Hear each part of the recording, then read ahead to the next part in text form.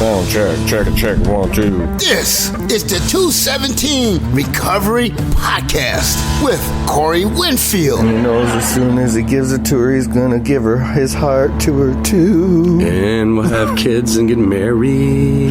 That's too far. Holy shit. It is the 8th of January, 2022. My name is Corey Winfield, and Marnie is, I think she's not feeling well tonight.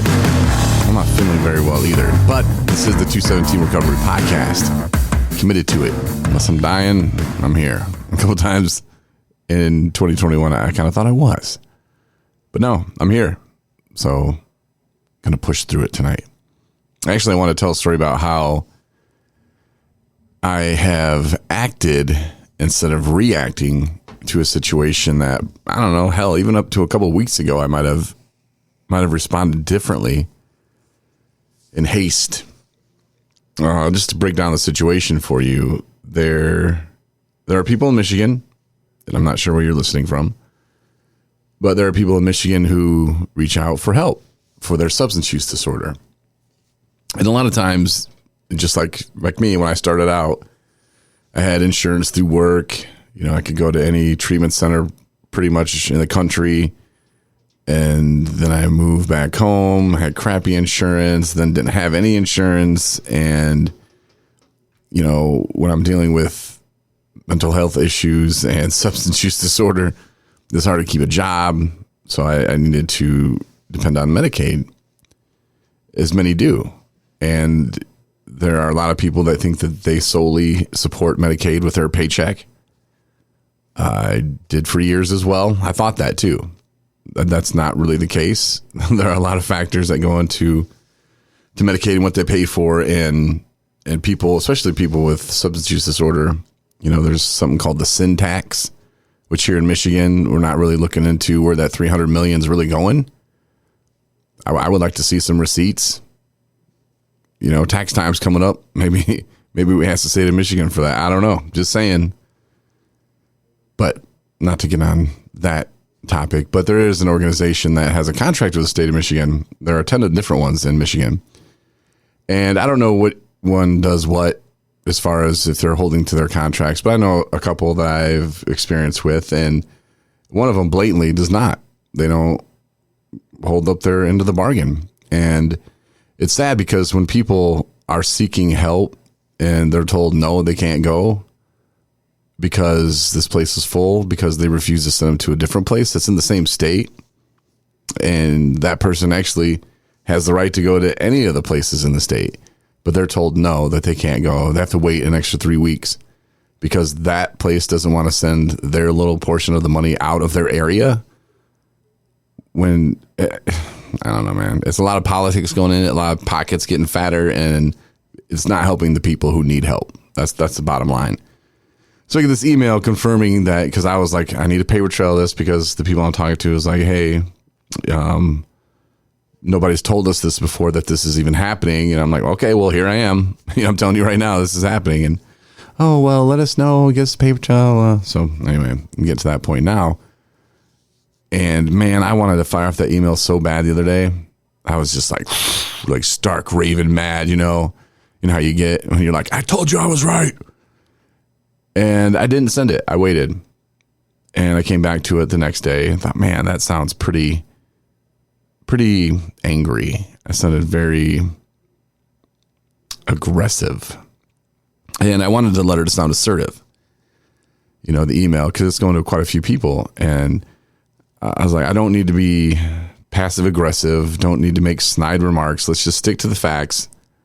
Here's what we can do to help. I don't know why people aren't doing things about it now, but please tell me what you're doing about it, what's going to be done about it, and let's move forward with it. But now that everybody knows that this is going on, you know, technically it's a breach of contract with the state of Michigan. So I'm just kind of like, all right, well, that's all I really need to say. You know, them's the facts. And I'm so glad that I didn't send it the first day, because after I went back and read it the next day, like I said, I was just like, ooh, no. And then I didn't send it purposely that next day, because I'm like, I'm still going to go back and read it one more time after 5-6 hours of sleep or whatever I get at night. And I'm going to look at it again just to make sure that I'm acting instead of reacting. And some would say, well, no, by sending the email, you're reacting. Okay, I guess. But still, that to me feels more like an acting motion, because if I would have sent it, like I said, that first day, I don't know, maybe people wouldn't have taken me seriously. Like, oh man, this dude's just mad at the world. Like, and I do get mad. I take recovery very personal. For me, someone who fought through hell and came out the other side, I want people to know that it's possible. And when people tell you, no, you can't do that, or, oh, you don't have enough recovery time, keep going for your goal, man.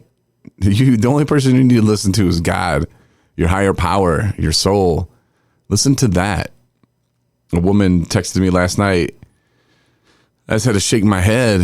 Actually, it was like yesterday, but I was busy and didn't see my phone for like 8 hours and got around to it. And she was asking for some loot. Hey, help me get to, and she wanted to go to treatment in this other state. And I'm like, what? And, oh, I need a bus ticket and I need a plane ticket. Here's what it's going to cost. I really need the funds. I need to be there by noon tomorrow. I'm like, well, that's not happening. And it's the weekend, like, I'm sure you can get into some facilities on the weekend, but a lot of facilities, they shut it down, on the weekend, and we'll see you Monday, which is a whole nother thing. But the fact that I was supposed to just give this woman some money, and I just shake my head every time someone tries to ask me for some money like that. I'm just like, nah. And my point was like, why didn't you reach out to these people, this, that? Oh, I tried. I've been trying all day to get into some place. And that's when I looked at Marnie. I was like, do these people think that like we're really buying this when they say this stuff? I mean, I could start a fight with her right now and call her just a liar, but that's not going to solve anything. And I remember telling people that, no, I didn't drink, man. I remember being there, but I just wonder, like, why would they think I'm buying this stuff? Because I feel if I give her money, it's going straight to buy more drugs. I did give her the number to someone who could help and who's not going to make her buy a bus ticket or a plane ticket. Actually offer some help here in her home state. It's just one of those things that leaves me scratching my head, and that's how powerful addiction is. I guess, you're going to try to come at somebody with some BS and you really think they're buying it. It's sad, I guess. I never had to really do that. My drug of choice was alcohol. And there were times where I would, grab a bag of pop cans or something out of my mom's garage or something. Like Jonah Frick. He's the author of Detox Hotel. He lives down in Battle Creek, Kalamazoo area. And when I was talking to him, he actually got arrested for taking some pop bottles from somebody's garage or something one time. That was a funny story. I think he shared that he was on the podcast twice. I think he shared that on the second one, but it was a pretty funny story. But yeah, so I mean, I've done things like that, but as far as, hitting somebody up for money that,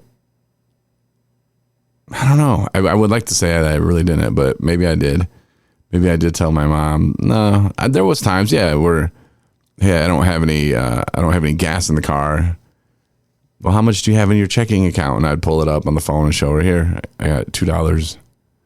Oh, okay. Well, here's a 20, But she didn't do that for very long, maybe just a few times in the beginning. And then she's like, nope, I'll get in the car with you. You're going to drive to the gas station. I'll watch you put the gas in and we'll come back home. Because she knew that's what it would take. And at that point, I don't know if I would have done the same thing, probably. But meanwhile, back to the story here, I would have like 30 or 40 bucks in my savings account. So I would take her money, put it in the gas tank like I promised. But then I'd use the money that I did have, to buy liquor. So, I mean, I guess I was kind of cheating the system, but I wasn't hitting her up on Facebook, trying to get some money out of her either. So I guess that to me makes it different, but maybe it's not, in the end, it's not. It's still being deceitful. And yeah, it's addiction, man. And those are the people that need help. So, I hope, like I said, I hope she got the help. I gave her a number that I know can help her. And best of luck. That's all I can do for you.